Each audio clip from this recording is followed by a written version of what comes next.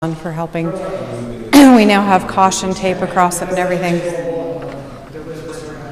Yeah. Okay, so hopefully they'll get, how long is this going to go on? Do you have any idea? Really? So maybe we need to find other places to meet so we don't have any more accidents. Nicki is on her way. I just got a text. They were supposed to be here 3 minutes ago, but they probably had to park over there and walk. So, okay, so we'll go ahead and start. I'm Kristen Chevrier. I'm the House District 54 chair, and House District 54 is hosting this little gathering tonight. It is also mission night and mission reunion night and other things going on. So we are recording it so that we can get it to lots of people. So thank you, Chuck, for recording it. We'll start with a prayer by Mark Clough, and then we'll go from there. Oh, I guess, no? Okay. Our Father in heaven, we humbly come before you this night, gratitude for our many blessings. We thank you for this country we live in and the freedoms we have. And we thank you for this area, for the beauty and the wonderful people that live here. We thank you for the opportunity we have to learn about government and the needs of students and parents. Help us to be wise and ask the right questions and to make good decisions for all that we do. Help us to remember the always and keep the commandments. We pray in the name of thy Son, Jesus Christ. Amen. Amen. Thank you, Mark. Before we begin with the discussion, I want to go over just a couple of things. How many of you are in House District 54? Okay, so most of you. How many of you are in Senate District 21?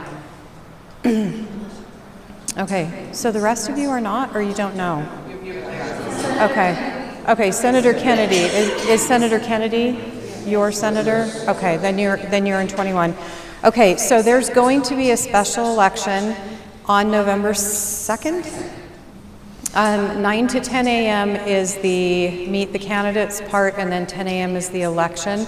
If you are a delegate, a county delegate, and you are in Mike Kennedy's Senate District, then you will be voting in that election. So far there are 6 people running, and they're all listed on the website, ucrp.org. So you can go and see who each one of those people is. Filing is closed, so there will only be 6. So just know if you are a delegate that falls into that category, we need you to be at that event. And also at the other events, there will be other things advertised to you that will be coming up over the next couple of weeks so that you can spend time getting to know the candidates in different settings. Yes.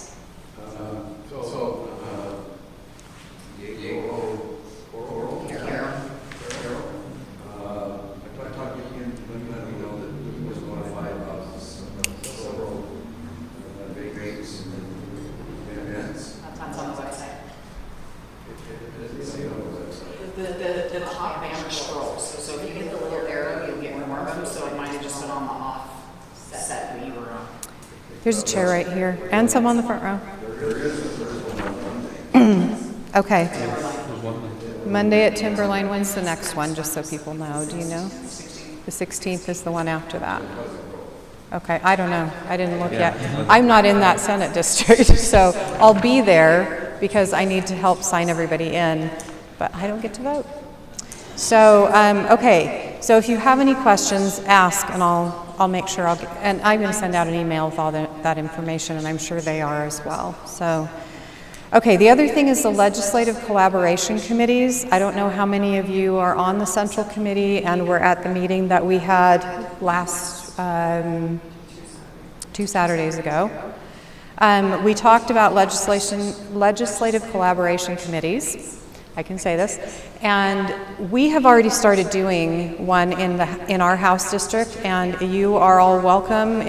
Everyone who's in the House District is welcome to come to our meetings and to participate. We've had Representative Brammer, who just walked through the door, He's been at both of our meetings so far, and what we've done is we've had people come with issues that are important to them so that we can go over those issues with our House rep. At some point, we'll also invite senators, but it's been kind of an interesting situation with Mike being half a congressman and half a senator, so we haven't invited him, and I know Kirk Colmore was out of town. So anyway, the idea is that we get all of the grassroots involved with our House reps and senators and helping them to understand what kinds of legislation we want to see, what kinds of changes we want to see, and then once we get into the swing of the session and bills are coming up, that committee will help the legislators to know what their constituents can see in the bills and also what they want and don't want. So if you're interested in being on that committee for House District 54, please let me know because we would love to have your input. We've had some amazing input already and we're thrilled. So let's keep it coming. Oh, and there is a training on November 23rd at Mountain Ridge Junior High, 10 a.m. to 12, so that we can learn how to operate on those legislative committees, collaboration committees. Okay, does everyone know where to leave your ballot when you vote? Okay, go in person. Yeah, give it to your neighbor. Thanks, Brady. Oh, yes, right. Okay, that's a joke for anybody who's watching this later, okay? He's not serious. Okay, so here's my recommendation. Fill out your ballot at home, carry it into wherever the FastCast locations are for Utah County, because in Utah County we have FastCast, and it's the most secure method of voting. You bring your photo ID, you carry the ballot in already filled out, and then you can put the ballot, you can vote right there, and it's all verified and everything right there on the spot. Second choice is take it to a drop box. Probably most of you know that some of the ballots last time ended up in Las Vegas because they went to the Postal Service and somehow didn't make it to, this was for Southern Utah obviously, but they still didn't make it to where they were supposed to be. So the safest thing is to put it, either walk it in or put it in the drop box. You can also go in person and have them print out a ballot for you at those polls. Right, you can. So you can go in person and have them print out a ballot for you and turn it in there. And Mac, what were you going to say? I was going to say, everywhere ballots are being mailed on October 15th. So if you don't see them within a few days of October 15th in your mailbox, You need to contact the clerk. you check the state website to verify that it's been mailed to you. And Okay, where on the state website do you check to see? Is it vote.utah.gov? Okay. And there's another thing you can do there as well. You can sign up for notifications about the status of your ballot. So if you decide to say put it in a drop box, and you sign up for notifications, when it is received at the ballot location and they process it, you'll get a notification indicating your ballot envelope has been processed. Okay. You know, you are aware of what's going on with your ballot. Highly recommend. And if you don't want to give your email, you can go there out and check. Right. Oh, and also don't forget to bubble in whatever you intended to mark. Bubble it in carefully. If you're writing in somebody, make sure you write in their whole name. Make sure you sign the ballot. Have I forgotten anything? Okay, awesome. Okay, so I was going to talk about relative Republican strength, but I think I'm not going to get into that right now. Okay, so let's move on to the ASD split. Let's start with that. The Utah County Republican Party has voted, the Central Committee has voted to support the Alpine School District split. That would be either Proposition 11 or Proposition 14, depending on your location. So you just need to check your ballot. We have two people here, Nicki Brammer and Wendy Hart, who have been deep into this and they know all the details. So we'd like to give them a little bit of time to just give you a rundown and then you can ask some questions. There is a microphone here. Hello, hello, hello. And you also need to put one of these on because we're recording, so you can have this one. And then we'll go into that, and then after we're done with that, we've got 2 house customers that are here to talk about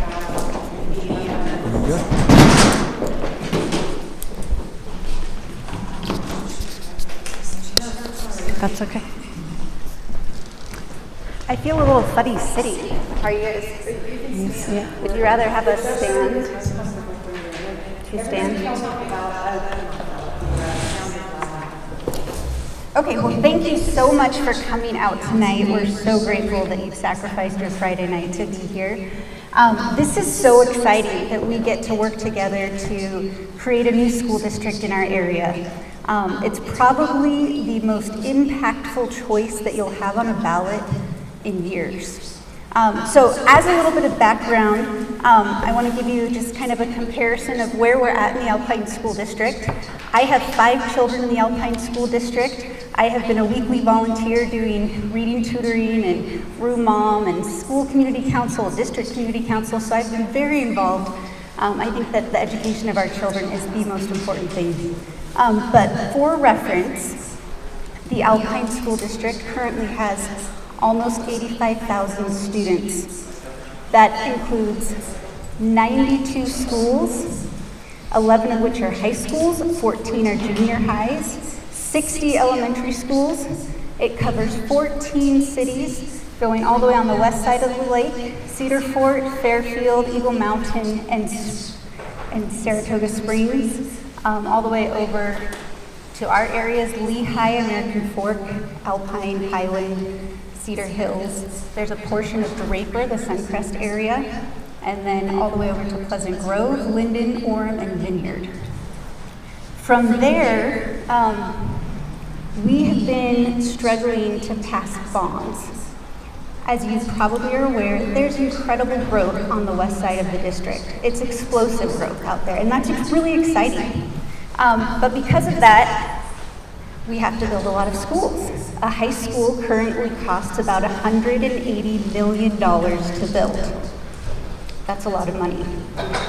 Our inability to pass a bond in 2022 means that the Alpine School District has had to raise taxes. They have run some lease revenue bonds, which we don't get to vote on, but it oftentimes requires that they increase taxes so that they can leverage more debt against that increase in taxes. So a higher interest rate. Yeah, so a higher interest rate, so they take more debt out, and guess what? We still have to pay all of that more debt. So lease revenue bonds are very unfavorable to taxpayers. In August, they had a truth in taxation. Many of you may have been there, and they voted to increase our taxes. So they raised our taxes with tax increments. And so we are really concerned that at our current size, with such disparate interests, on the west side you have explosive growth, on the east side, like in Orem, you actually have decreasing student populations. And so some of those schools that were built, back in the 60s and 70s and 80s, the philosophy was to have small neighborhood schools. And that was wonderful. But over time, when the population has been decreasing, they now are not full. You have schools out there with 300 students in them, and so it costs much more per student to keep those schools open. So decreasing students in the east, we are subsidizing the east by the amount of $1,500 to $2,500 more per student in Orem than anywhere else in the district. On the west side of the district, explosive growth. There are some classrooms, like I know of a computer class that has 46 students in it. There's only 40 computers. How does that work? In our area, Belmont was a new school that opened a couple years ago, and when it opened, they didn't have desks for some of their students. Our area actually enjoys a pretty low, moderate growth rate, and so the reason why we're pushing for this new district creation is because with the high needs of the west, the high needs of the east, our area oftentimes gets pushed to the back, and we're not able to prioritize our schools or our students or our teachers. And so we're just trying to find a way. The west side of the district, they got to a point where they could not continue to not have schools built. And so they started to talk to some of the city council members, and they said that they were going to form an interlocal agreement, and they were going to try to create a district on their own. They reached out to our city council members in Lehi, in Cedar Hills, and Highland, and they all started to talk about how do we solve this problem. And so that's how we started to have this idea of school districts formed through interlocal agreement. Ultimately, there were a few months of study during the summer. There were 2 public hearings in each city. There was a feasibility study in our area performed by Lewis Robertson in Birmingham. They're one of the most prestigious public finance advisors in Utah. And ultimately, they came back and said, not only, yes, this is feasible, it would be viable to have a new school district here, but also we are likely to have a tax savings in our area if we create a new school district here. And that doesn't necessarily mean we will pay less taxes because taxes have been going up, but compared to what we would pay if we stay in the Alpine School District, we will pay less in a new central school district up here. And then they also pointed out that in a new school district, we would be able to prioritize our local needs, and we would have all 7 school board members who are residents in our area who would be accountable and responsive to the needs in our area. So that's kind of a history of where we're coming from, why you now have an option on your ballot that you'll be able to vote for a new school district or against a new school district. But I do hope that you understand, if we do not pass a school district creation in our area, that would mean that we would, well, on the west side, they are very likely to pass their school district because the needs are so high. And so for us, this decision comes down to, do we want our own school district with our 6 cities up here? Or do we want a school district that goes from Lehi down to Orem, where we would no longer be the west side that has all of the students and gets all of the funding because they have so many students? We would continue to subsidize Orem even more than we would now. The way that the interlocal communities decided to divide this, they tried to make it as equitable as possible. So our area, the central area, would have 4 high schools, one of which, American Fork High School, would likely need to have a significant rebuild. In 2006, we received a report in the Alpine School District that had 28 schools that were seismically unsafe. Most of those still need to be rebuilt, which is significant because our students go to school in those. So in our area, we would take that responsibility, rebuild American Fork High School. In the southeast proposed, well, Linden, Orem, Pleasant Grove, and Vineyard, if they were to become a school district after our other 2 ones become school districts, they would also have 4 high schools with 1 significant rebuild being Pleasant Grove High School. Some people say, well, why isn't Pleasant Grove included in our area? Because they are very close on the corner up here to our area. And a lot of that comes down to the fact that Pleasant Grove is very connected to Linden. All of their schools are about 50-50. And so if Pleasant Grove were to come here, Linden schools might need to close because they would lose all the Pleasant Grove students. And also because it would be difficult for our area to absorb 2 large high schools that need to be rebuilt. So this way we just felt like it was more equitable. 1 high school in our district, 1 high school in that southeast district, and that's very manageable. So with that, I may pass it over to Wendy, let her address a few issues. Okay. First of all, I need I want to shout out to a couple of other people who have been involved in this, Chrissy Hanneman and Amber Bonner. All 3 of us have served this area, the Lone Peak area, as Alpine School District board members. And so that's 20 years of service between the three of us.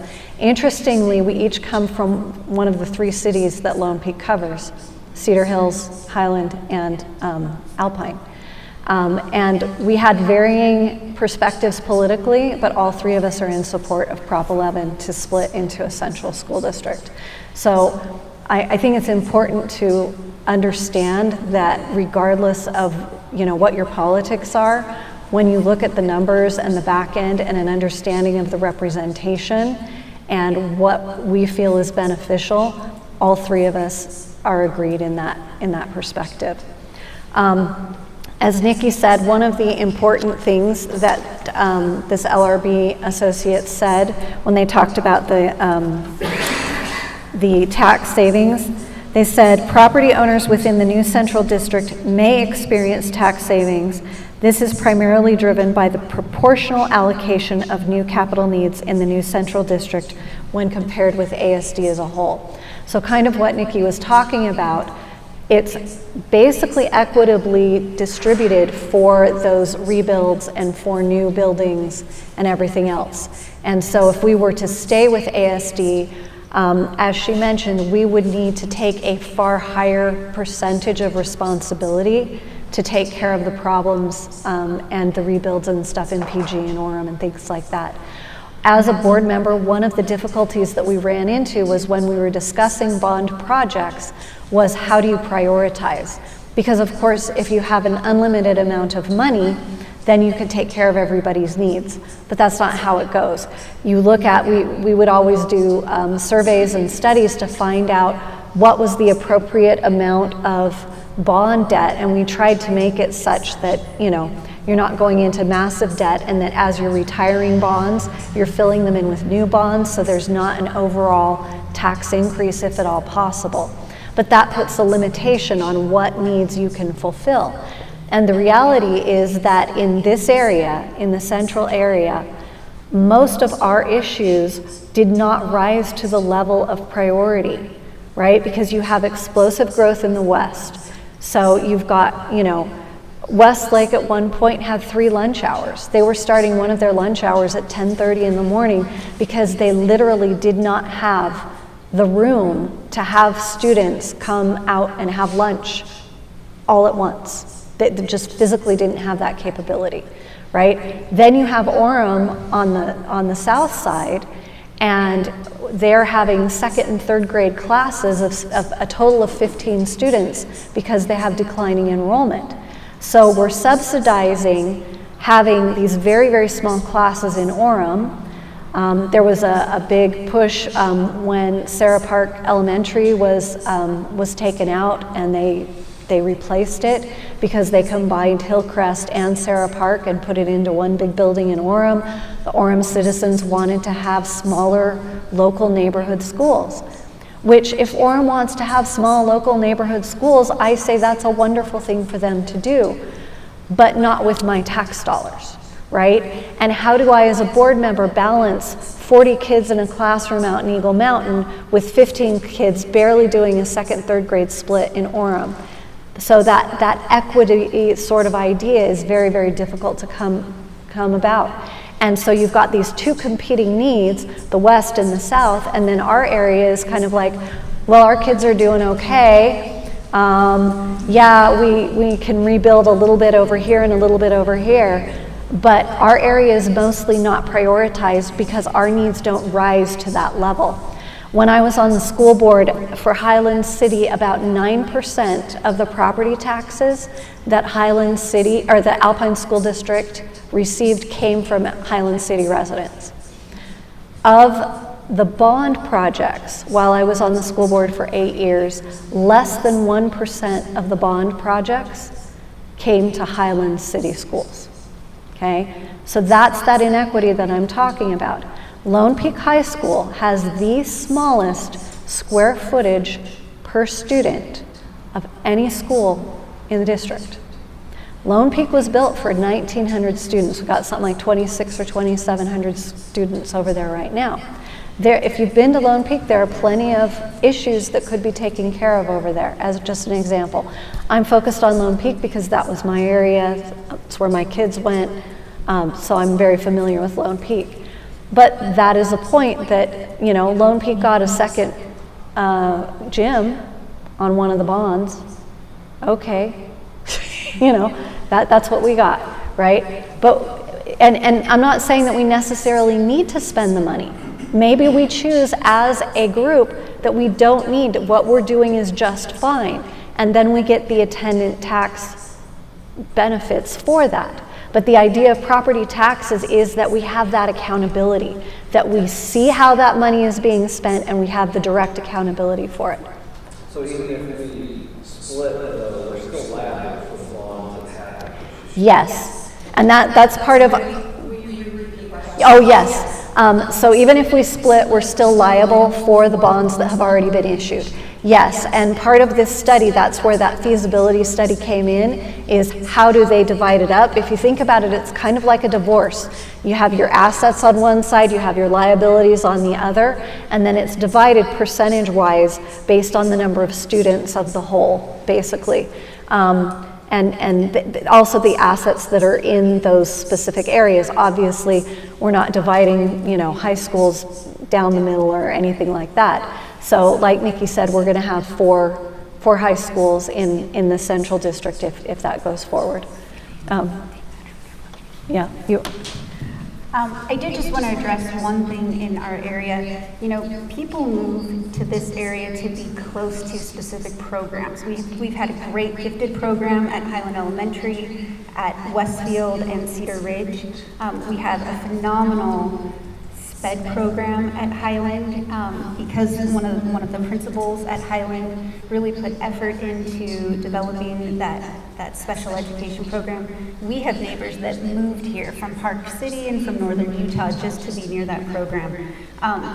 Part of our problem is, given the current financial situation of Alpine School District, they have been trying to close these programs in our area and move them to other areas.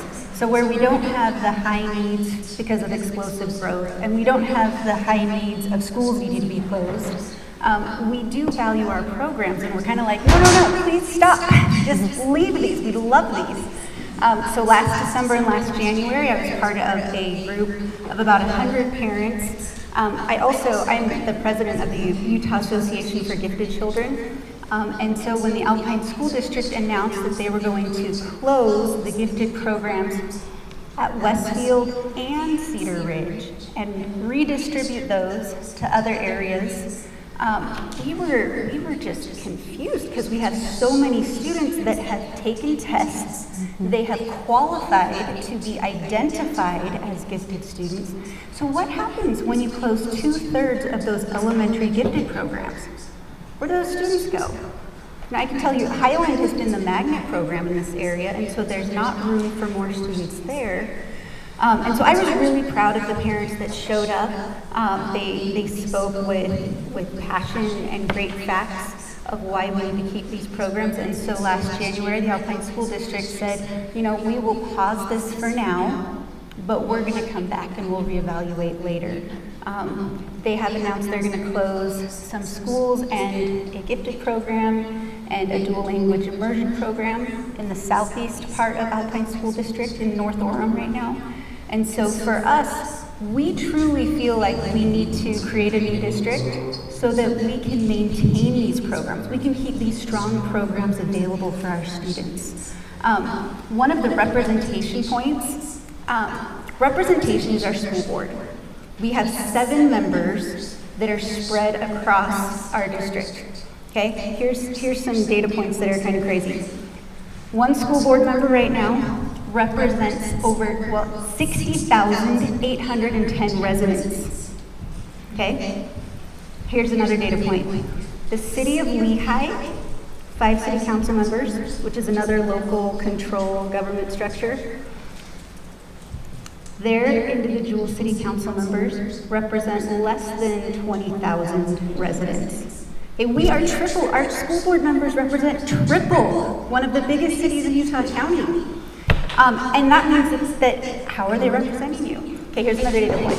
So one school board member represents 12,100 students.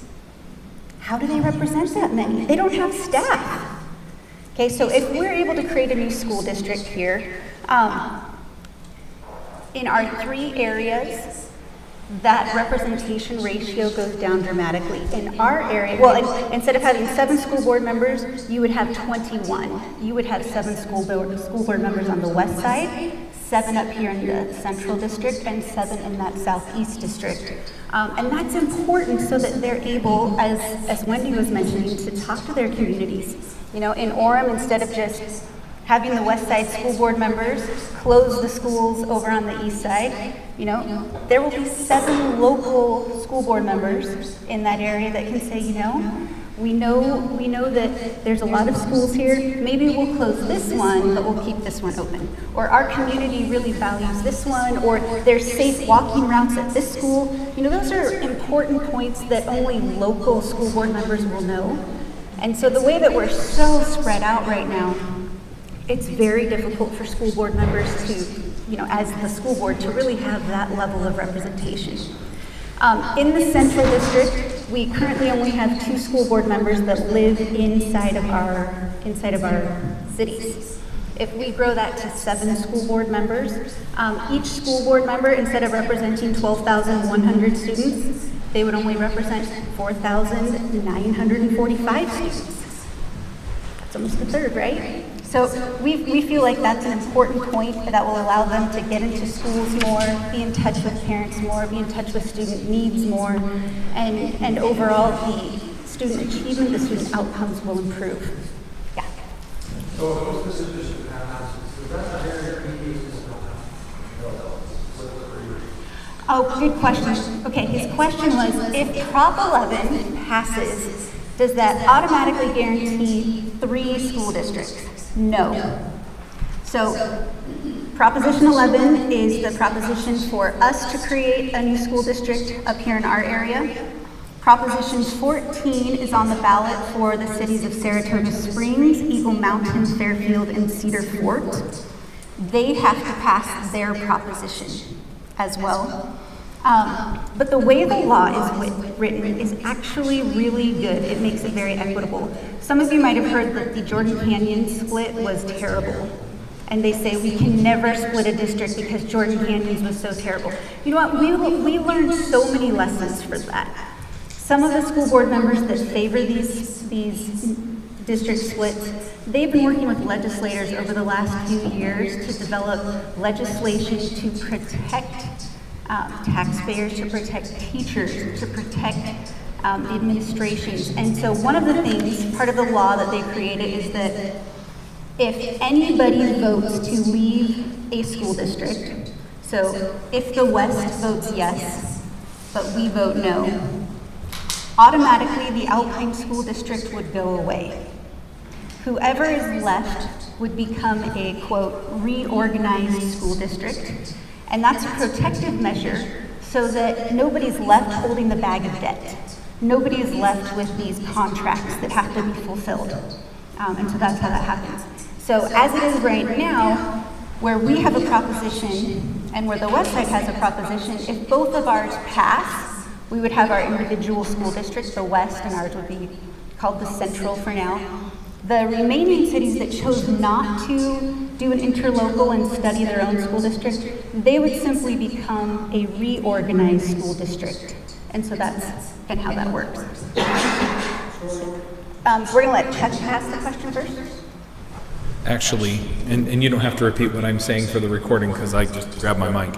But just to add a few more things to the numbers that you put out there. So I ran for Alpine School District in 2022 or 2023. Anyway, I ran 2 years ago. And the area that I covered actually encompassed almost all of Corey Malloy's House District and nearly all of Jefferson Moss's. So that's the kind of representation you're getting. The other thing is the school board splits up their responsibilities according to high school clusters. So with the 10 or 11 high schools, how many were there? 11. 11, right? So they split them up by high school cluster. And so what happens is each school board member is responsible for 1 or 2 high schools, right? And if we split this and we have 4 high schools and 7 school board members, essentially it goes from 1 or a half of the school board members' attention to having 2 per high school. And so that representation, it's not just the numbers of students, but it's the specific concerns for each of those communities that center around those high schools. 100%. I also want to address the issue of teachers. So one of the things that you'll hear is that, teachers are going to leave and teachers are worried. I understand people being worried because, if you've ever been in a merger with a corporation, you always are panicked that, are you going to get let go? State law prohibits teachers from losing their jobs in this transition period. So they are guaranteed their job and their salary, and I believe their benefits as well. So all of that stays static for this transition period because the state understands that, the last thing you want is a district that's reorganized and all the teachers leave, and then what do you do, right? So if teachers are at the schools in our area and they want to stay there, they have a job, right? Because we still have the same number of kids that are going to be going to Mountain Ridge, same number of kids that are going to be going to Lone Peak. We still need those teachers. We still need those counselors. We still need everybody that's there. What will be different is the level of hierarchical management. I believe our current superintendent has 10 assistants. Okay, so our new superintendent, whoever that would be, who would be voted on by our new school board, probably wouldn't need 10 assistants, right? But those 10 assistants probably would easily be divided up among the 3 districts. So instead of having 10 assistants, you might have 3, right? So I think it's important for people to understand we're not going to need to lose teachers and their jobs are guaranteed. The other thing that I've heard is retirement. One of the concerns is, oh no, I'm going to lose my retirement. First of all, Utah has a retirement system that the school districts pay into. That is a state function. So the standard retirement that every teacher gets, that is at a state level. There's nothing that the local people can do. Now, Alpine does have an additional retirement benefit, and that would be something that we as a community would need to make sure that the people we elect to our new school board, that they preserve that. And I wouldn't see why we wouldn't want to do that, because if we took away that, then our teachers would want to go to the West District or the South District, right? So. I just want to add something, and this just goes to show you that the school board members who've been working on this for a couple years now, they really want to honor these commitments because we value our teachers. And so in 2023, they worked with the legislature to create a bill for shared service agreements. So what Wendy's talking about, these other post-employment benefits, it's a fund that's almost fully funded. All it would take to maintain is each of these new school districts to come together and say, let's continue this, and then possibly have the solution that's been researched and offered as a future decision for future boards is there might be 2 school board members from each of the resulting school districts and the business manager, and they would have to manage that fund to be able to honor those retirement commitments. Yep. So I would just, like you said, we vote ourselves on they vote themselves. The Orem area, they choose not to, what's the history there? Yeah, the Orem area, so they have chosen not to enter into an interlocal agreement. So if we vote to leave and the West votes to leave, it's the same thing as if the West votes to leave and we vote not to. We can't hold on to the West because they've chosen to leave, right? So and that's why the financial analysis is important, because there's not really a negative financial impact in any of the 3 areas, right? It's really a question of what are the priorities. If we stay with Orem, then we get to fund Orem probably more so than maybe we would want to. But if Orem wants to have that level of small schools, they can choose to fund that themselves. Okay. And I just want to answer your question a little bit better. It's really important to understand what the question is on our ballots.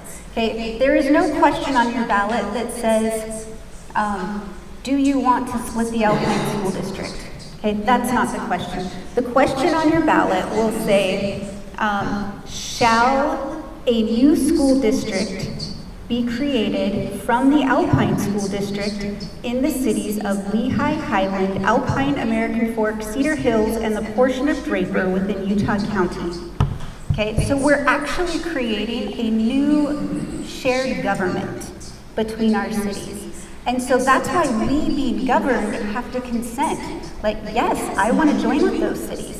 Yes, we have a similar expectation of taxation, we have a similar support of teachers, and we have a similar value of the education we offer our students.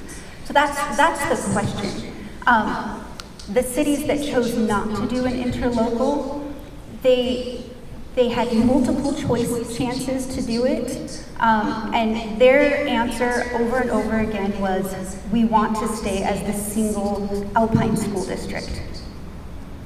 What do you do with that when you've got kids that are breaking the fire code on the west side, right? Like, the east side board members will not even put on the agenda the money that they all agreed in Truth and Taxation in August to fund the high school that needs to be built.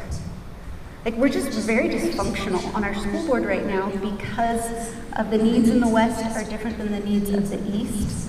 And we've kind of reached stalemate. And so it's really hard. To the point of, are they going to be, kind of left in the cold?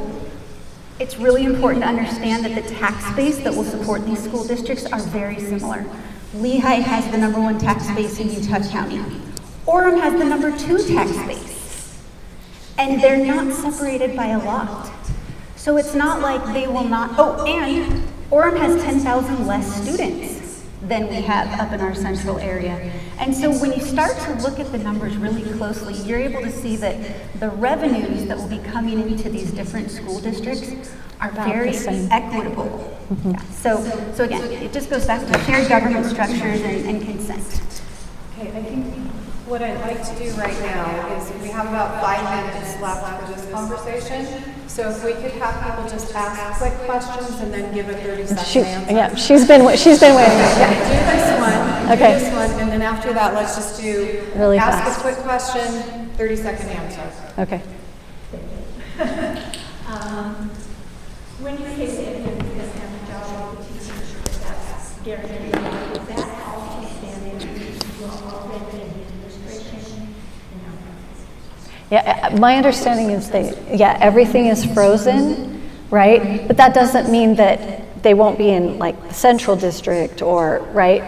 So district administration, like I said, if there are 10 assistant superintendents, there'll probably be 3 in each area. But it's only for the transition period, and then that allows everybody to get their feet under their ground. Right now it's 1 year, so that's going to be like 2028, right?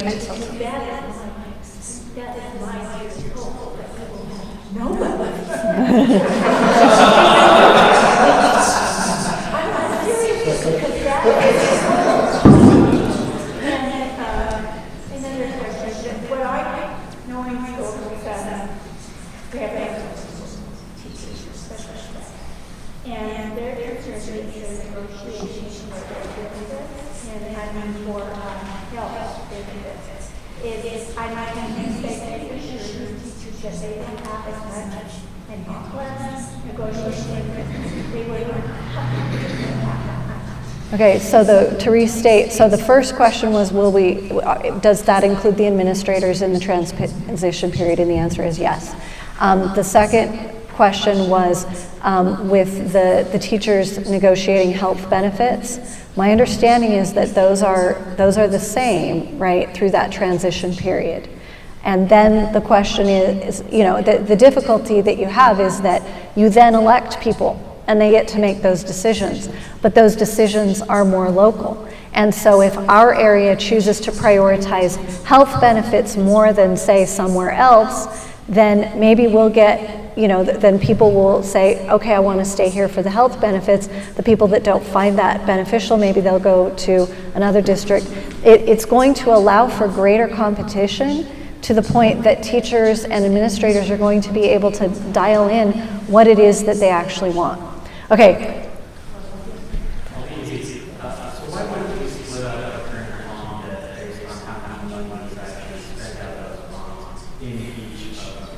Okay, why would we not split out the bond debt? Yeah, well, I mean, that'd be really nice for us.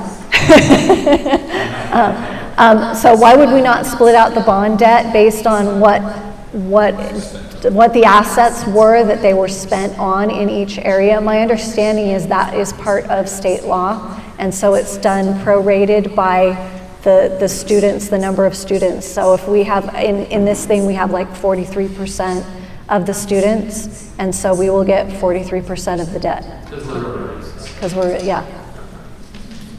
I just want to add that the bond purchasers, they represent this as a package, and since you can't undermine their deal. That's a good point, yeah. When you go out for a government obligation bond, the people who are purchasing those bonds have adopted those bonds based on a certain understanding, and that was, this group is underwriting it, all of Alpine School District, and so we can't really change the deal on that. Brady and then Chuck. One nice thing about the way the bond structure is we haven't passed the bonds since 2016, which they're old bonds and they started to fall off. Whereas if we asked for the bond, we take on that debt and move forward. But it's really a good time to split because those bonds are old. It's like mortgage having to be off. Yeah, so just to restate for the camera, because we haven't passed bonds since 2016, a lot of those bonds are being paid off, and so we're in a good position to be able to do that. Chuck? So, Chris, I wanted a quick answer, and I hopefully we can't answer, but what's the timeline like? I know we split 2027, but when is the new school board elected? What is the current school board have to do? When does that have to happen? Quick answers, because I'm hard to be quick. Okay, so if we pass this new school district in 2024, in November 2025, we would hold elections for the new school board that will begin planning for the school district, okay? November 2025. In January 2026, they would take office. In February, they would begin working with the Alpine School District. February 26th, they would begin working with the school district to figure out how to divide up those assets, figure out what the debt is looking like. And then they would have between February of 2026 until July 2027 is when that school board would begin the operations of the new school district, and school would start in August of 2027 in the new school district. So we would essentially have 3 years. That's one more year than Jordan Canyons has, and I think it's a really healthy on-ramp. Yeah. So the first year, yes, on Prop 11 is what you guys are voting, right? And why we want it, it's very clear. So what are the cons of it? What other challenges would we face if it passes? Okay. What are the cons that we face? Do you want to address those, or? Why don't you start and I'll fill in, because. Okay.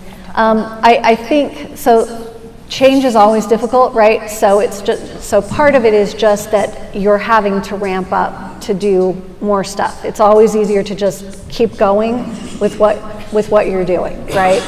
And people are very comfortable with what they're familiar with, and so any change people are very concerned with. I think that's the biggest concern. As far as the programs and things that we're worried about, I think we've addressed that. That's one of the concerns that's been brought up, is we're going to lose programs. We're not going to lose programs. One of the other concerns that I've heard from teachers is that we're going to create an elitist school district. And by that, I understand them to mean that, well, you know, Alpine has some really expensive homes, right? And so we do have, compared to Orem and Linden and PG, we have a slightly higher tax rate or tax value for our homes in the Central District. But Utah has a very equalized funding structure for our schools.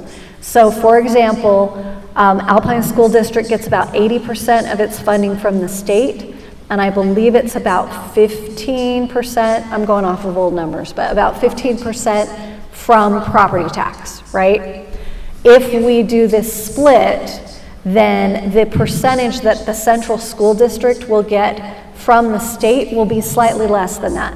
I'd have to look through the numbers on here, I didn't remember them, but I'm thinking it was like 75% from the state, and our property taxes at the same amount that we're paying roughly then makes up like 25% or 20% more, right? So there's a and their federal funds, the federal funds are going to be roughly the same, and I won't even go there because I have issues there. But yeah, the federal funds on average when I was on the school board, they were about 6%. I would say the biggest con that I've heard that is legitimate is that teachers love the Alpine School District. You know, and we should be proud to be part of the Alpine School District because they've done a great job building a community that teachers enjoy working in. That's the biggest con. You know, they are nervous to begin a new school district. They don't know who will be the superintendent, what will the school board be, who will we elect? And so for them, there are a lot of questions. Wendy mentioned that anytime there's a corporate restructure, nobody likes that, right? I've been through a corporate restructure. I've worked for tech firms that went through that, and it's no fun. My experience has been that you always come out better on the other side. This Alpine School District right now is not functional to fund our needs from the west side to the east side to the central area either. And so I do believe that that biggest con, which is that there are many teachers who oppose it, we have had a team of school board members and former teachers and city council members who have really dug into those concerns and those questions. They have found answers, they have found solutions. And as they're meeting with teachers, they are changing hearts, they're changing minds, and they're helping the teachers to know, you know, we've got you. Like, we love our teachers. We will support you in this. We are not going to leave you high and dry or with less support than you have now. It is truly our belief that a smaller school district with more community engagement may be better. We may be even better at supporting our teachers. You know, in the school district the Westfield up in Alpine, you know, we raised money to help a teacher whose husband died last year in a week. We raised $30,000 in a week to build an all-inclusive playground. So our area has an excellent track record of supporting teachers, supporting education, and so we just have to convince people, you know, it's feasible, the finances look excellent, we don't have a ton of new schools we need to build, we're not decreasing in population. Almost every area, we are looking very positive, and so we just need to express our love to the teachers, let them know how much we value them, and we will continue to support them. Good. I was just going to say, the people in this area support education. That's not going to change with redistricting of boundaries and creating a new school district. The same people that value education now are still going to live here and still going to value education. Thank you.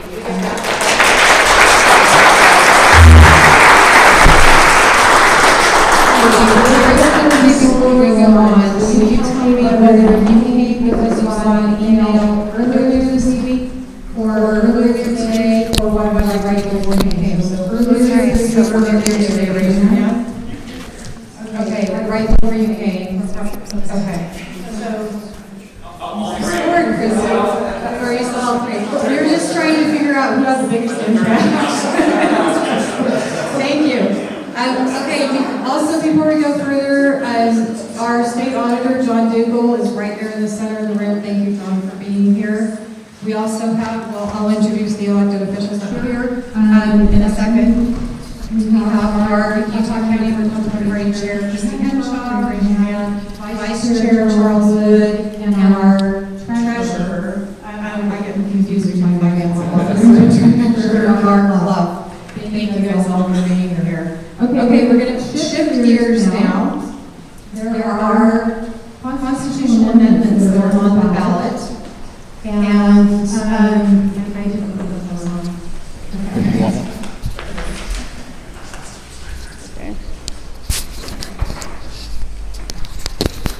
Okay, so we have 4 constitutional amendments. One of them is on the ballot but not active. And we have our House District Representative, House District 54, Representative Brady Brammer. And we also have from Davis County, House District 14, Representative Karianne Lisonbee. And they're going to go over these amendments and help us understand what their importance is, and also why D really should have been on the ballot, or should have been voted on. So if you would please welcome Representatives Brammer and Lisonbee. Thank you.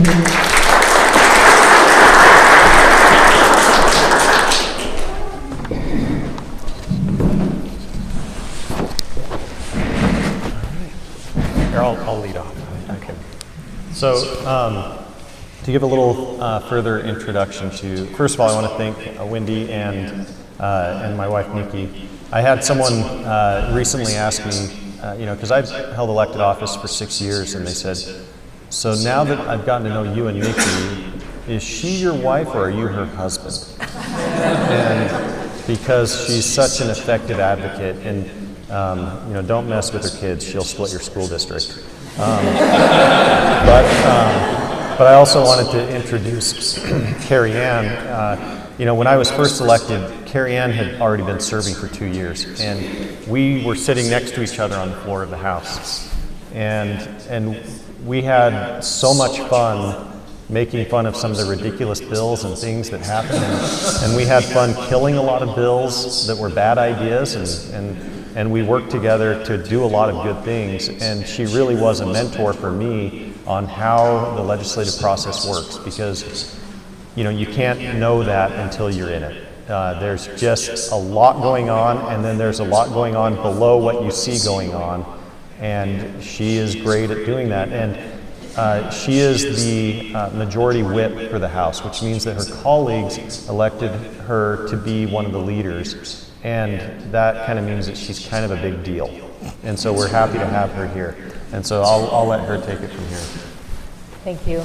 That was the best 2 years, truly. We could make a movie about it, and it would be funnier than the existing movie with that title, because we had so much fun. And the bill killing thing actually took hold and became kind of when new freshmen would come in and Brady and I would befriend them and start mentoring them, and people would be like, well, don't be like Brammer and Karianne, and he'll kill all of our bills. And so, but we only killed the bad ones. So anyway, we're here to talk about the amendments, and I think probably I'll start out with just Amendment A and B brief, because it actually will likely not be on the ballot as well. And for all intents and purposes, I think it's important to note that B and C probably shouldn't be voted on either, because they were all noticed in the exact same way. But because there are 2 that people don't like, that were sued and that were before the courts, and the courts decided to legislate from the bench and say, sorry, I'm using all the hot button terms. Brady can't because he's an attorney, he has to. Oh, I can. Oh, okay. Well, we'll hear more fun things from Brady later. But they decided to legislate from the bench and to basically obviate your votes and your voices as citizens of this state in expressing your opinion about these important topics. And Amendment A was our budget runway, basically, for the next 7 years. In Utah, we have very tight budgetary abilities to expand and to grow. And we do have a strong economy, but we have 67% controlled federal lands in Utah. Our population is very concentrated on the Wasatch Front. the economy goes down, obviously revenues go down from income tax, which is something we rely heavily upon, and the earmark for Amendment A is actually dedicated to funding education and some social service needs based on a constitutional amendment, or not a constitutional amendment, but a ballot question that passed 3 years ago? 4 years ago? 4 years ago. Okay. And so basically the question before us with Amendment A is, shall we remove the earmark, but also place guarantees for public education? The guarantees, to be frank, are much better for public education than the earmark is. And the UEA sued the state. The arguments will be heard on October 8th, and we fully expect the courts to block you from voting on that. The other thing that Amendment A did was there was a contingency bill that removed the state sales tax on food if the amendment was approved. So all of those things are riding on a court decision that will come down next week, and we expect that it will be to not allow the votes to be counted if there are any on Amendment A. That's Amendment A. Are there any questions on that, John? So, how was the amendment noticed? Well, so it's fun that we talk about a 60-day requirement. Oh, sorry, I can repeat the question. So John asked about this quote unquote 60-day requirement and how Amendment A was noticed. So we haven't actually noticed in 2 papers per county for any of the amendments in recent history, which is the actual requirement, and the language in code is cause to be published. And there's question in case law surrounding that for what cause to be published means. Does that mean that the legislature asks somebody to publish it and then they publish it and there's no time frame between when we ask and when they publish? Or, and obviously the question is a lot different now. For instance, the Tribune doesn't have a print edition. So are they a paper with wide readership or general circulation when they don't have a print version? So these are all questions before us that the courts chose not to answer. They just interpreted what our law said and said you didn't follow it for this amendment before us. So to some degree, they, in the recent ruling, they seem to indicate that they believed that it had to be published in a physical paper in every county throughout the state. And since the internet age, the vast majority of the papers in the smaller counties of Utah have gone out of business. They do not exist. And so they have been published electronically in every county throughout the state, and in papers that do circulate electronically and have readership throughout the state. However, the court is pretty bound and determined to make sure that one of their rulings doesn't get overturned by amendment. And so they struck Amendment D, and that's going to strike Amendment A, and it probably should strike Amendment B and C. And the reasoning was they believed that it should have been published in physical papers in every county throughout the state at a cost that is astronomical because nobody does that anymore. Correct. Yes. Aaron? Could someone theoretically submit an amendment to be voided? Yes. What would be the timeline for that, and then you get to go back? No. Brady can answer that. Yes, so they could very easily do that, and I think that it may be appropriate to do that. One of the more interesting questions is if those get voted on and passed by, there is an interesting question because no amendment that has been voted on since about probably 2000 or so has had the publication requirement that the court is now saying needs to be met as far as physical publication. None of those have been met since 2000. And the court did not and refused to answer the question as to whether that invalidated every amendment approved by the people since 2000.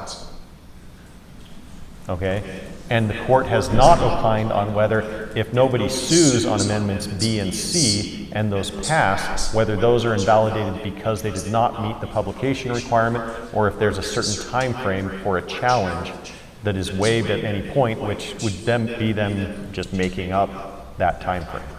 And so the court has stepped into a realm that is without much justification and is somewhat poorly thought out in their strategy as far as trying to be consistent with their application of the principles of our Constitution right now.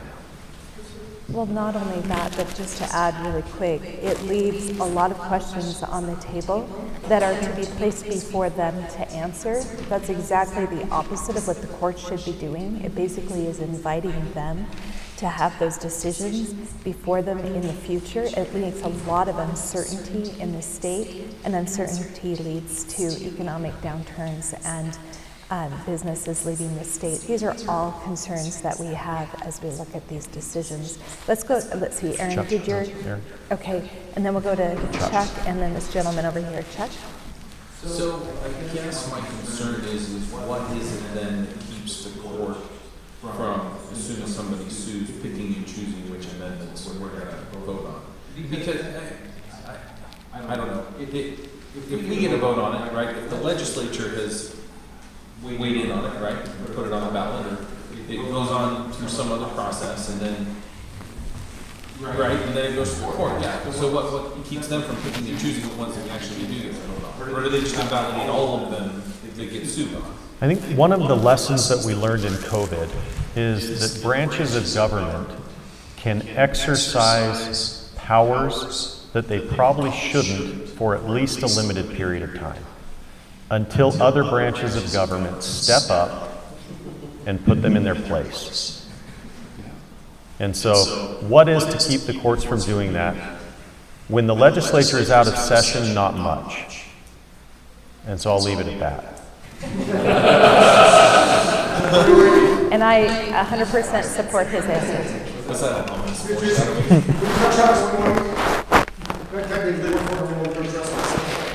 So B and A in front of it, B and C, and can't just jump into B and C. Okay, and so that goes into Aaron's question. Exactly. Okay.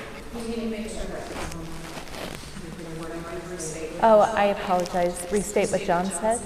Okay. Okay, do you want to restate what John said? Yeah, so what John said was, I'll let John say it. Okay, so in essence, the key issue, Chuck, is the court can only address what's in front of it. So what's in front of it has been Amendment A and D, not B and C. So they can't just jump in and address B and C because nobody's presented it to them. Right, which leads back to Aaron's question, as I said before. Okay, thank you. Okay, Dave, and then we'll go back. So reading D or something. I was right now we're kind of blaming the courts, and I was shocked. This kind of amendment was even put out. It seems so manipulative, poorly worded that I was like, come on, read this is the best we can do. So to me, we're almost turning here and blaming them for something that should never even come in like that. Thank you so much. So Dave is saying that he felt that the messaging out there for Amendment D pointed to the legislature not doing its due diligence in ensuring that Amendment D was worded well, or for instance, and this is the perfect transition to discuss Amendment D, honestly, but that, maybe it was a power grab from the legislature. And I'm sure you all saw that in the papers. And I will just say what is really fascinating and interesting is we were pretty hand-tied in what we could do. We were raising money while we were being sued by an out-of-state special interest group from Washington, D.C. that basically obviated your voice, which is why we put that amendment on the ballot in the first place. Because now what will happen every time we put something on the ballot is we're inviting out-of-state money to come in and challenge us, and the courts have given them breadcrumbs to do so. Because that court decision, that original court decision, was so bad. And the legislative language in response to it was entirely, and I know this is coming from a legislator, so if you don't trust me, there are 67 groups, and Kristen is one of the groups that signed on to a letter supporting what the legislative did, and they represent hundreds of thousands of Utahns who recognize how bad that court decision was and how it opened up everything to a lawsuit based on the language in that original court decision. And I'll take questions in just a minute, but I want to kind of walk through what are some important considerations. So you're probably not aware that in 2018, when all of those initiatives were on the ballot, do you know that every single one of those initiatives passed with less than 35% voter approval? So a tax increase was imposed on every single Utahn by an out-of-state special interest group and big money from out of state with less than 35% voter approval. So how did that happen? It's because it was less than 35% of registered voters, because it's only the voters who vote. And that was in a higher than average voter turnout year. This is the issue. You guys are engaged and informed, and you're here and you're trying to learn about the issues, and that's awesome. Most people aren't, and they read the headlines in the paper. And the headlines in the paper are not always friendly to the truth. And so, and I know Brady has something to add about this, but I think another consideration is when you look at these initiatives that are funded by out of state, I'll go to questions in just a minute, but when you look at, for instance, the marijuana initiative, so that brought in the better boundaries. Let's see, I want to talk about a few of them because there's. I will. I'm getting to that. Thank you. Okay. Yes, thank you. That's helpful. So Prop 4 was fairly self-contained, right? But marijuana actually took in all these sections of code into the initiative. And the court, in their decision, never answered the question, can the legislature ever change sections of code that were existing before the initiative that were pulled into an initiative that now the voters have voted on? That question was never answered. In addition, the Alter and Reform Clause was actually in the Constitution before the 1900 change. In 1900, Utah adopted an initiative process. We're one of only 21 states who has one. This is not a constitutional right, but it's something that has some history in Utah, right? Referendum have been around since the founding of America. You should have a vote, a veto vote, on the people that are passing laws in your state, and that's referendum. Initiatives are something that was the brainchild of progressive groups in the early 1900s, and they got them passed in 21 states. Now, through this court decision, Utah is one of only two states that has, the only state that has an indefinite prohibition, basically by the courts, on changing initiative language. And number two has, out of only two states that has some prohibition, Arizona has 10 years. In Idaho, if the citizens pass an initiative, the legislature gets to either veto it or approve it. They have veto power over initiatives completely. And in almost every state there is something like that except for Arizona and Utah now. So Amendment D itself, and I know Brady, you probably can say this way better than I can, because Brady is awesome. But I will just say Amendment D was meant to basically give some space for the legislature to come back in after an initiative passes and adjust language. There was language that said that we would support what the initial, what was the language? We would maintain the purpose, of the initiative when we go in to change the language. And we tried to do that with everything in 2018 that passed. That's the only initiatives that have passed while I've been in office, and I think probably Brady. But so I can only speak to those. So it gave some space for the legislature to do that. Now the left came out in force and said that we shouldn't have used the word strengthen the initiative process. Strengthen is a very subjective word. And so yes, strengthen can mean one thing to some people and something else to other people. But that doesn't mean that it was a poor choice of words. And we were very transparent with all the information we put out where people could read exactly what the initiative or the question did, the ballot question did. I'm going to turn this over to Brady for some more information.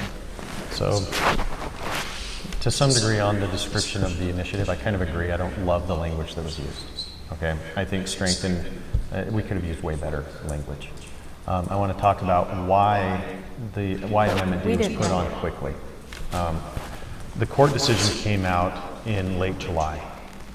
In order to get an amendment, and what the court decision did was it said when the people amend our laws through an initiative, that cannot be amended by the legislature.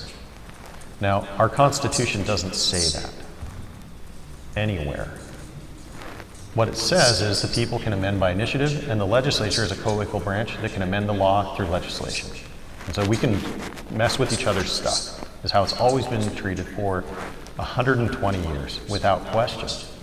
And every other state that has initiative language, the ones that restrict the legislature have express language restricting it. And the ones that don't restrict, and so California is the only other one that restricts, California and Arizona to some degree, but California is the only one that has what the courts adopted. And it has specific language in their constitution saying that the legislature cannot amend an initiative after the fact, after the initiative passes. That's the only state that does that. So where did our court find that? They said, well, in 1896, there was a South Dakota amendment that they passed about initiatives. And they said, and the legislature can amend this, and because we didn't include the language that the legislature can amend it, the court has a line in the opinion that says, that is significant, period. Now, apparently we are grabbing our constitutional law from South Dakota in 1896 to interpret what our Constitution actually says. And no one believed that that would have been a possible interpretation of our Constitution. And so, in July, they do this, and they say nothing, and what ends up happening is, okay, well, we're looking at the deadlines. If we want the people to either reverse this decision of the Supreme Court or affirm this decision of the Supreme Court, we have to get something on the ballot. We don't have a special election where we don't have a special session until about August 16th, which puts us about a week before the deadline to get something on the ballot in order to get everything done on an amendment. And so that's why it was done pretty quickly, because the decision came out late. And the decision is monumentally bad. It is bad reasoning. It is bad constitutional law. They pulled it out of thin air. Actually, they pulled it out of South Dakota. That's the air they pulled it out of. And so, that's where it came from. And like I said, I don't love the language that was used to describe it. But. When I go to buy a car, I read the fine print. If I was getting a divorce, I would read the fine print. Yeah. And so you're saying, well, yeah, the language wasn't bad, but so what? You should vote for it anyway? Not a chance. And I didn't read the headlines to get my facts. I had someone, my wife read it to me, and I'm like, that wording is the best we can do? To me, it was just, I couldn't even. I'm not disagreeing with you. Then how can we put it on a ballot if it's bad wording and then get upset that people turn it down or the courts turn it down? Because it was bizarre. So the courts are not actually supposed to have discretion in that context. Okay, they took a new thing to themselves that hadn't ever been done before. Okay, and so that's a new one that they did. And the problem here is more and more our Utah Supreme Court is getting out from behind home plate, calling balls and strikes, and they're stepping into the batter's box. That's the problem with what's going on here. They want to be the batter. They want to take a tee. They're supposed to be behind home plate. Batter's boxes are meant for partisan politics. Home plate is meant for the judges. So, anyways. Aaron? So, it's my understanding, okay, we're trying to decide pretty well described what the initiative was going to do. And basically that just would have taken us back to before that ruling of the Supreme Court, but with some added restrictions on the legislature. That's right. Additional restrictions that weren't there before that would even further require you to not undo the will of the people, but maybe bring things into into alignment with other pieces of code, which is par for the course. You've had to do that on every single initiative because it's not like the people who write initiatives are legislators and know what other sections of code it's going to conflict with. Yep. Is that basically your understanding? Yes. That it just went back to what we've been doing for 124 years? Yes, that's Okay. correct. In addition, there was a contingent bill that made referendum easier to pass, gave more time for collection of signatures for a referendum.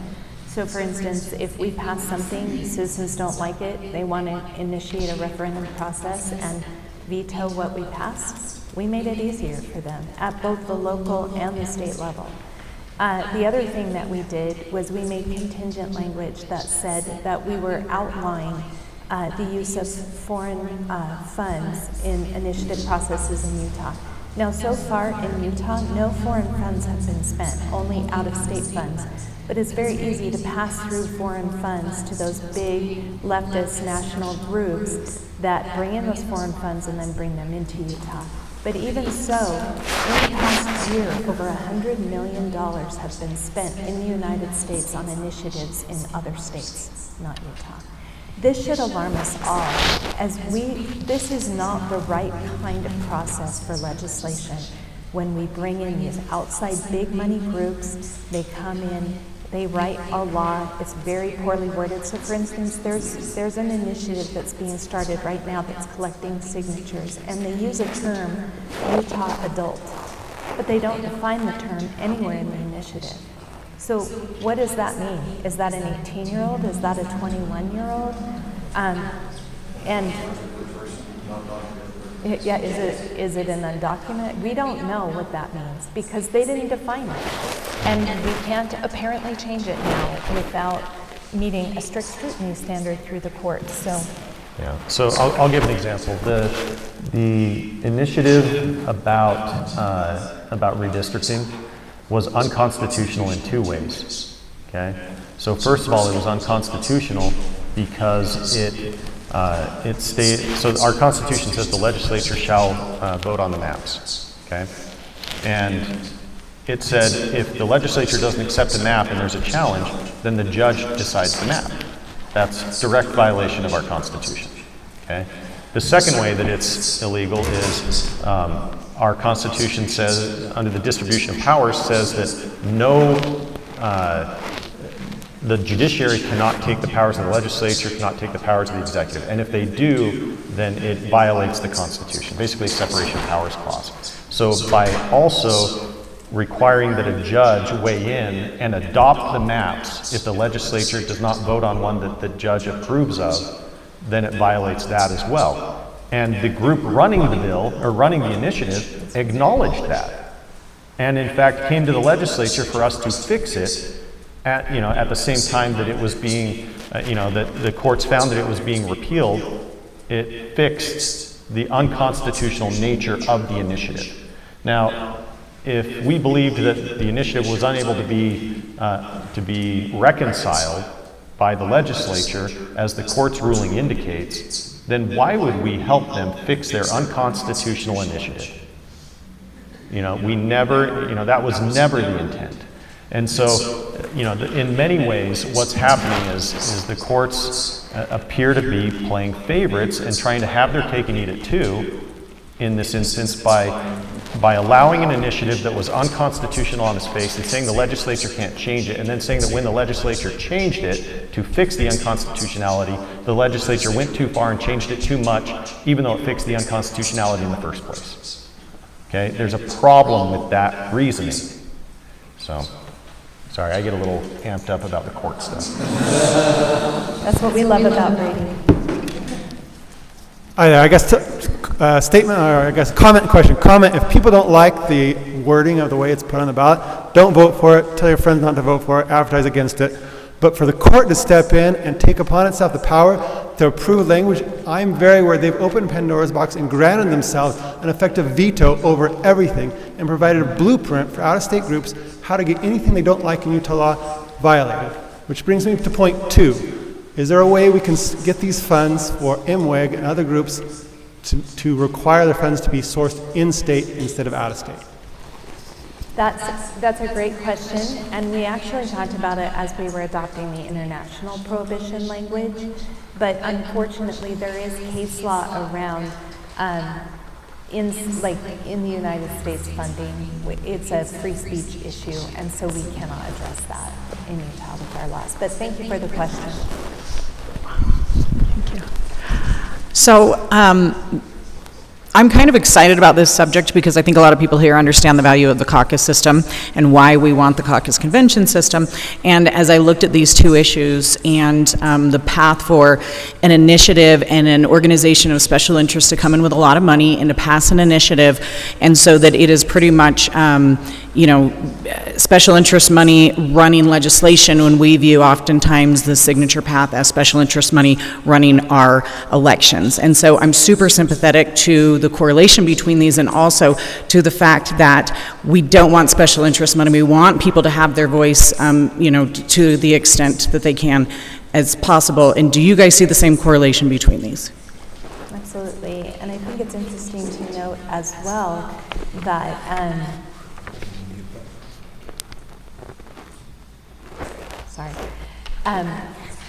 that there could very well be an initiative in the next 2 years that gets rid of the caucus system. There could very well be an initiative in the next 2 years that, and I'll just tell you that there are 9 red states right now that are polling positive approval of abortion law that allows for abortion from conception to birth.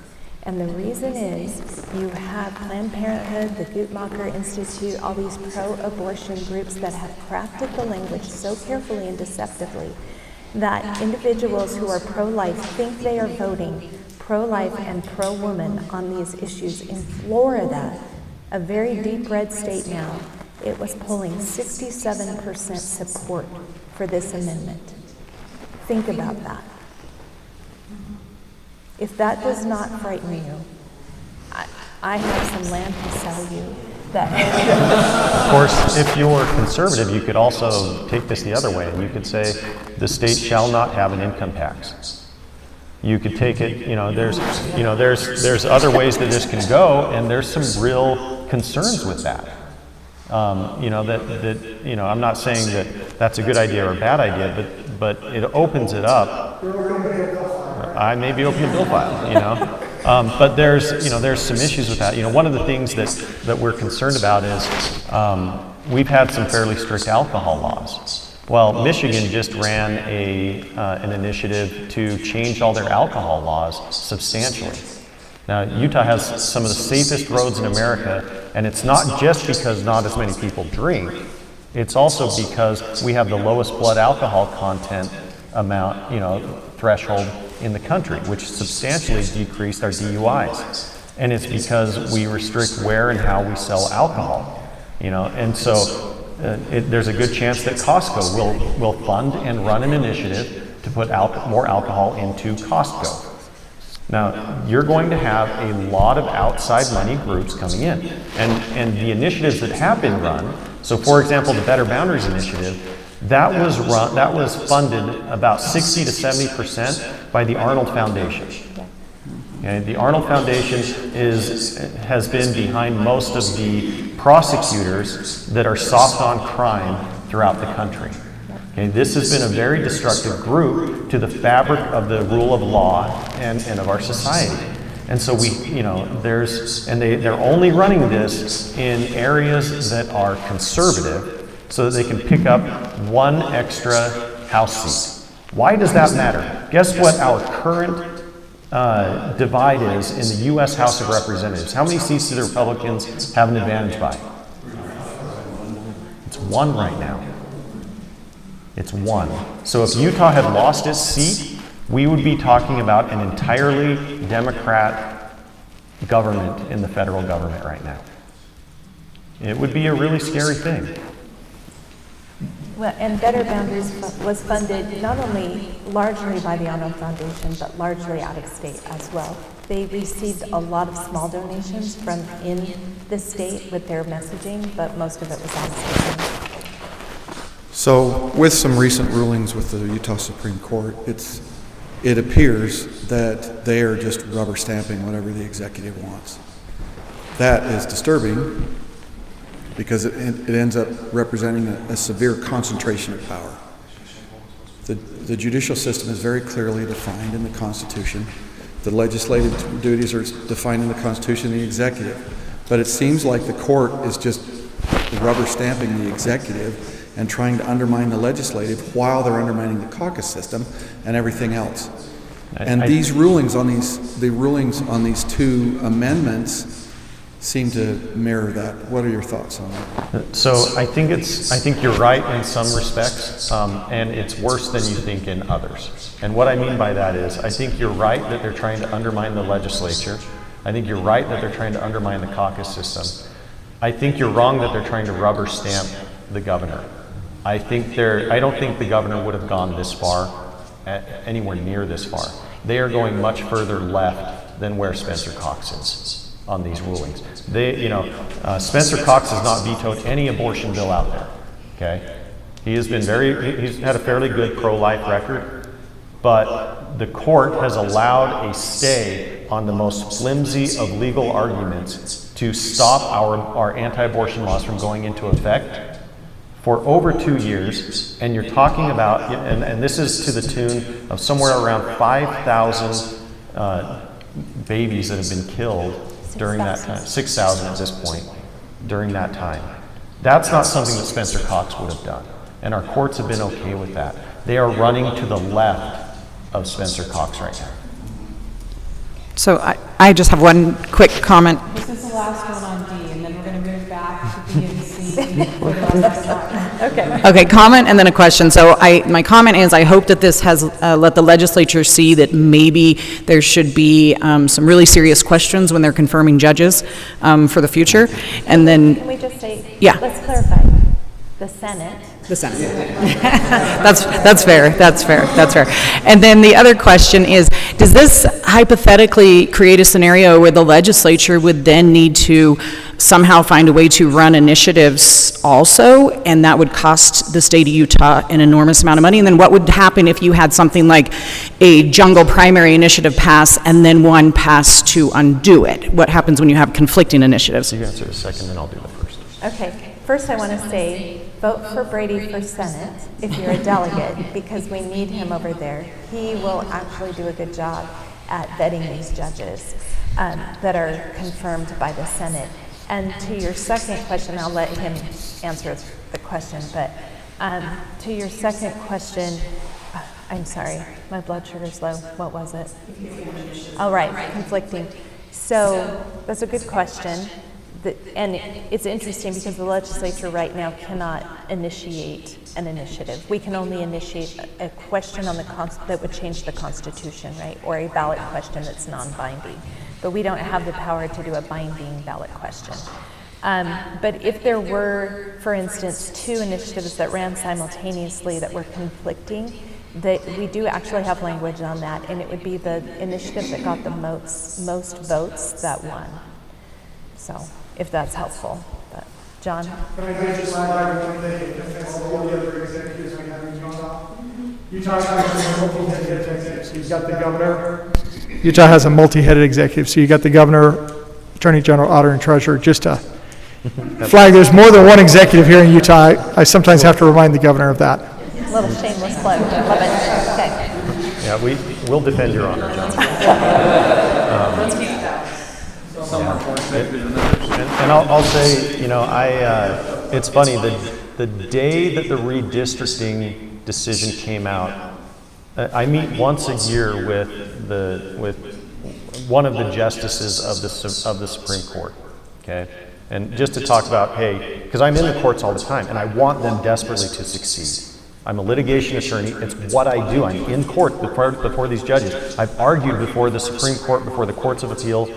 I'm in front of these courts, and I'm desperate for them to be good at what they do, okay? And on a lot of the non-political stuff, they're fine.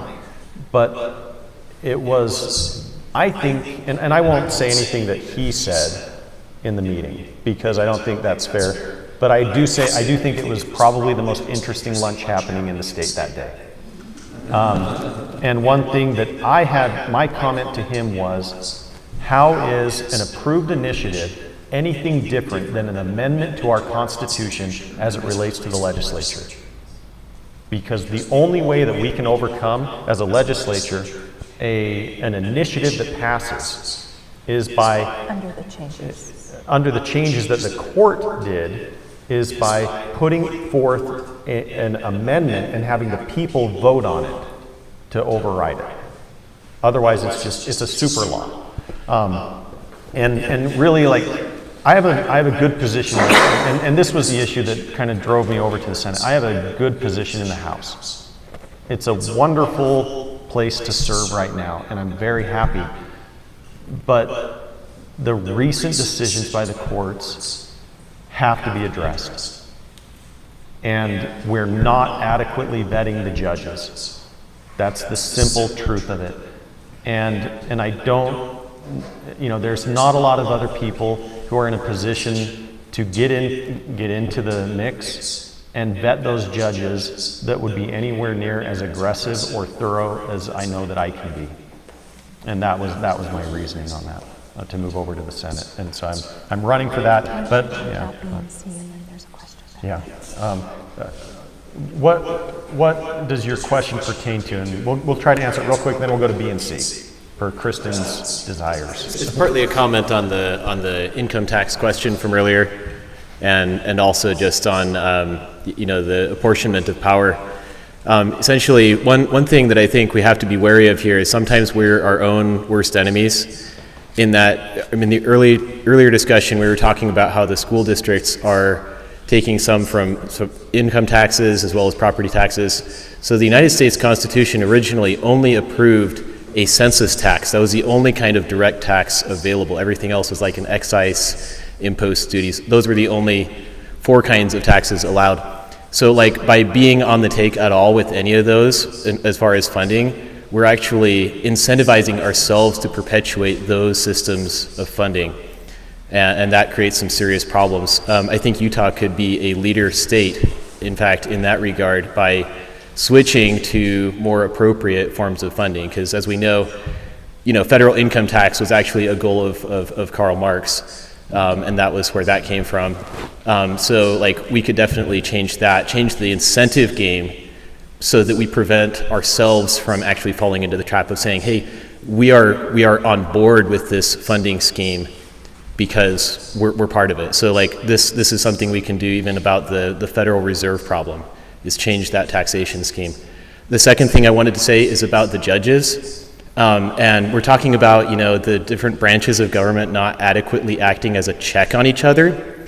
There's a really brilliant book by a law professor named Suja Thomas. It's called The Missing American Jury. And she points out that under the Constitution originally, the jury was intended to be essentially a 4th branch of government that is more powerful than all the rest. And I read just this morning in the Utah State Republican Party platform that we believe in the jury trial system.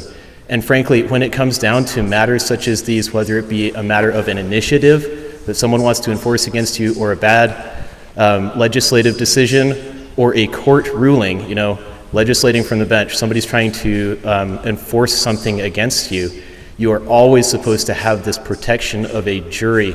I recently argued a case to the Utah Supreme Court on jury trials, and they would not hear it because they decided unilaterally that infractions aren't eligible for a jury trial, but this is how they milk you dry. Because infractions and such are like $1 trillion industry with all its protectionism. Sorry, I'm touching on a lot of things here, but just those 2 simple changes One is, let's think about how we are funding things. Make sure it's actually, good towards the Constitution. And two is actually reinstate the jury system, because that way, there could be all these bad laws in the books, and there are quite a few, but we could protect ourselves and our people against all these, spurious laws and enforcement, because you have jury nullification. They have a bad law, and you can just say, no thanks, the jury doesn't agree. Thank you. I will say we are working on that. We've cut over $1 billion from the income tax in the last 4 years. And thank you. And we will continue to work on it. We have another bill. Actually, a representative in this area has opened a bill file to cut another significant portion out of the income tax this year. So we're working on it. But yes, thank you for that comment, and thanks for the... Thanks. Okay, you wanted to hear about B and C. Okay, so I may mix up which is B and which is C, but okay, B is essentially, and this is kind of a policy win. When we became a state, there were lands called School Institutional Trust lands, called SITLA. And they cover little bits throughout the state. And about, in the 90s, we created another group called SITFO, which was a funding source that when we have an office that manages all these SITLA lands, and they can do leases or they can sell portions of the land and receive income. And then what they do with that is they invest that into, so it moves from SITLA, which is the land, to the fund, which is SITFO, okay? That fund has grown tremendously. In fact, it's grown faster than we thought it would. And it's providing about $100,000 to each and every school in the state out of that fund. And every year. And previously, what we have had is a cap of investment up to 4% can go into the pool that funds the schools each year. And the remaining amount goes back into the principal. Now, we've been more successful than we anticipated on those investments, and so we want to increase that cap from 4% to 5% and send more of that to the schools. And so the fund is it's gotten to a risk tolerance that we feel like we can do that safely without it being a problem. That's B. C is essentially, we don't have it codified that sheriffs should be elected in each county. Every county does it, but we wanted to codify it in our constitution. That's what C does. Super exciting. I'm sure there's tons of questions about this.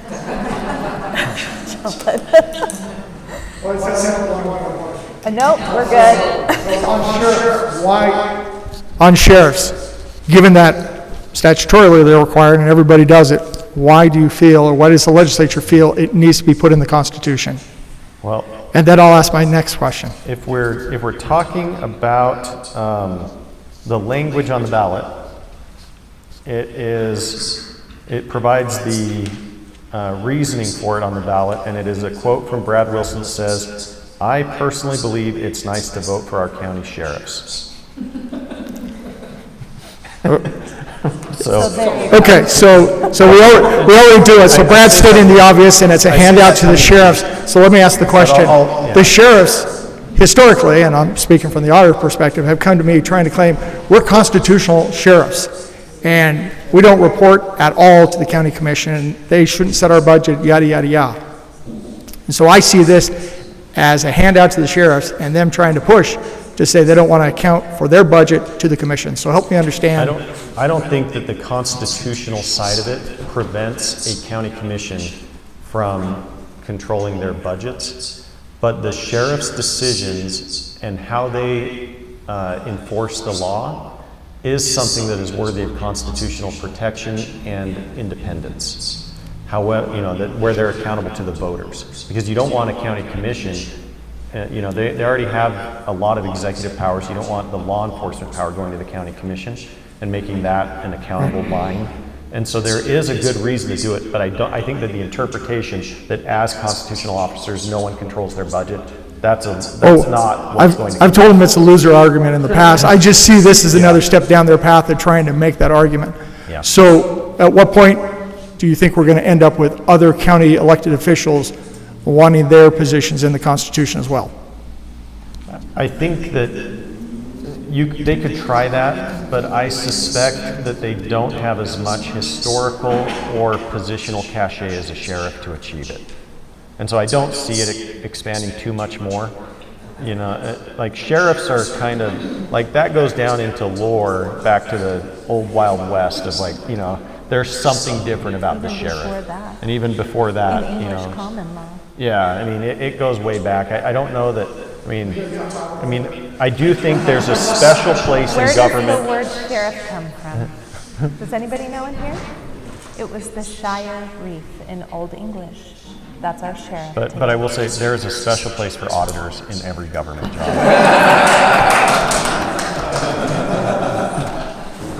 So the thing with the sheriffs, they are the Constitution of the Oregon.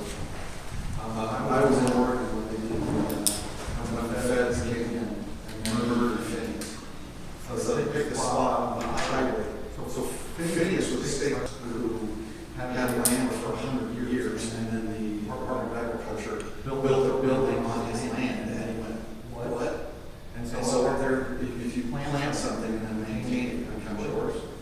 So what they did is they took over the building. So the farmer and this Phineas guy took over the building, and it just occupied it so that they could maintain ownership of the land as well as the building on it. And then the feds, to fence that, they laid a trap for him, and then they picked a spot on the way down to Banks, which is in the southeast of Florida, that had no cell coverage. And then they ambushed him. And then, I don't know if you've seen the video, but he came out with his hands up and he says, if you shoot me, you're shutting in his blood. And then they opened up an automatic fire on the truck. They were on the way to the sheriff, and they had the sheriff on the phone. And the sheriff's like, get here, I can protect you. Because I have the constitutional authority, the feds don't. So this particular amendment has a lot more ramifications with regards to constitutional protections than I think you even. Yeah, thank you. Chuck? So I actually want to go back to Proposition A.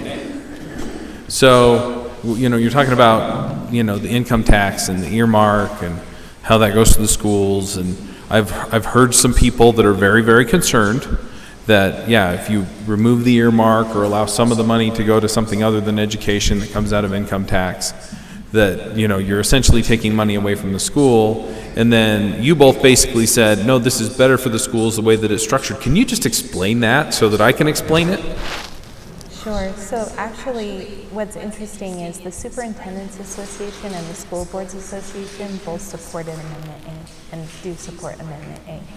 It was only the union that doesn't support Amendment A. And I hope that everybody in this room will understand, and I'm just, like, I am no fan of UEA. I will say that Utah indemnifies our teachers. We pay for indemnification insurance for our teachers, and we value our teachers. The UEA often doesn't. I have been lobbied by UEA members against teachers on multiple occasions. And so I think that's an important point to make, that's an overarching point. If we want to talk about why it was better for schools, because it had funding guarantees and it had an inflationary adjustment, and they've never had that before. And if our income tax revenue went down significantly, like it did in the early 2000s, schools were really hurt by that. Their funding went significantly down, and we had to cut as a state. And that was painful for everybody. But this guarantees that schools get that money first. So I personally, like, if I were the schools, and clearly the schools agreed, the Superintendent's Association, the School Boards Association, they were supportive. Do you have something you want to add? So every funding source has a different volatility, okay? So our sales tax is is the most consistent most of what you get in the state is two buckets. You have sales tax, which kind of includes gas tax and road fees and that kind of thing. And then you've got income tax. Sales tax is very stable. It doesn't move much. It's based on, consumer purchases. It just doesn't move a whole lot. Income tax goes up and down with the economy. And so our schools are stuck riding a roller coaster on the most volatile tax train that you can imagine. Okay? And so the issue that happens is even when our income taxes go up, it doesn't all go to K through 12 schools. What ends up happening is what I consider a little bit of pork. Because what happens at the top end is they say you have to spend this on schools, but we don't want to commit long-term to what is above the trend line for what we would get the next year and the next year. So we have to spend it in one-time ways, and we end up building university buildings with it when we could spend it in a lot of better ways. Now there are some universities that need a building, but a lot of times it's filler because you can't commit next year's money, and the K through 12 money is an every year thing that you need to commit this year, next year, the next year, the next year. But the buildings are not. We can build that in 1 year and then we don't have that expense. So. Kristen? So not a question, but just to fill in what Brady said, one of the other things historically is public education has loved the booms and busts in income tax because when it booms, they get windfalls and they know the legislature will backfill it in a bust. Yep, that's right. Which is essentially what we're doing with the minute.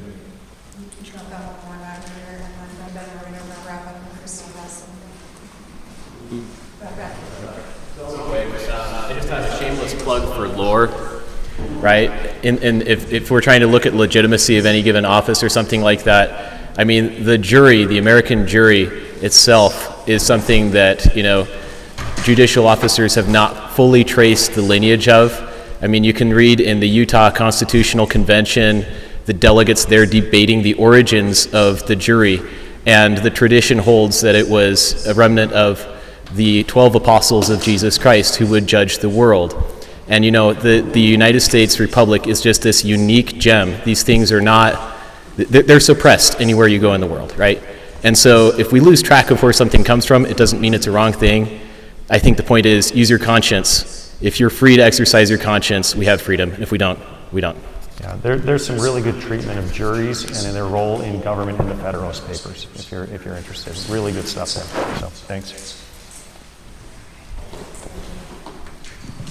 Thank you very much for representing American Lisonbee for your patience and all of your research on all of these issues. Thank you very much for sharing this with Thank you. Can we give a round of applause, please?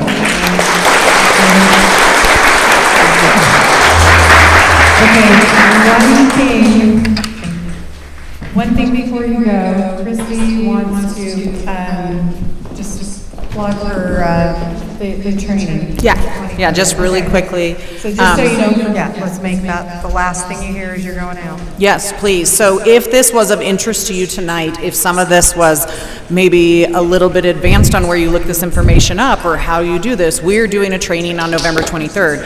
And so we would like everybody who is interested in understanding this process more, we're going to train on le.utah.gov. We're going to show you how to look subjects up, how to follow the legislative session, how committees work. It's the most important. If you care about this stuff, you have the biggest impact and the biggest voice working on our legislative collaboration committees. Brady was nice enough to let us trial run one last year. We had 10 people on a text thread with him, and as the session went through, we could text him and say, hey, Brady, you have a bill coming up in this committee. I have a concern about line number 52. It has rules around it, you have parameters, but if you are interested in this stuff and you're thinking, I don't know where to start, or even if you've done this for a while and you'd like a refresher, November 23rd, you can go to our website, ucrp.org. There's a red button, and you can go ahead and sign up for that. We think this is the best way to make our House districts really tied to their legislators. There has been there's always special interest money in government, and we've noticed that if we can get their voice during the legislative session, if we can get the voice of their constituents right there with them, it's the most helpful for them. So please join an LCC, the red button on ucrp.org, and thank you for coming. House District 54 is fantastic, and the other House chairs that came, appreciate you guys being here.